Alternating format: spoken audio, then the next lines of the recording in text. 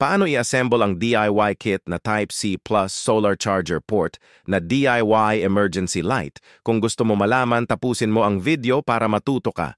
Adjustable brightness na ito at pwede mo magamit ng up to 8 hours na naka-full brightness. Para madali ang pag-wiring, ilagay mo muna ang battery, BMS, Type-C charger port, solar charger port, at ang charging module board sa junction box. Tapos iwa-wiring muna natin ang relay bago natin ilagay ang brightness controller sa junction box.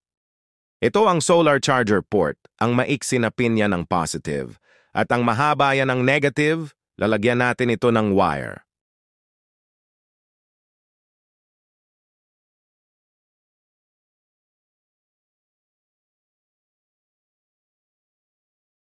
Ito na ang positive at negative wire ng solar charger port.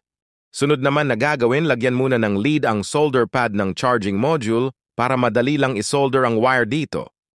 Ang dalawang pad sa gitna, okay lang magkadikit yan, kasi same lang negative yan. Pero ang dalawang pad sa gilid, make sure nyo na hindi didikit ang solder sa dalawang pag na nasa gitna kasi positive input at output yan.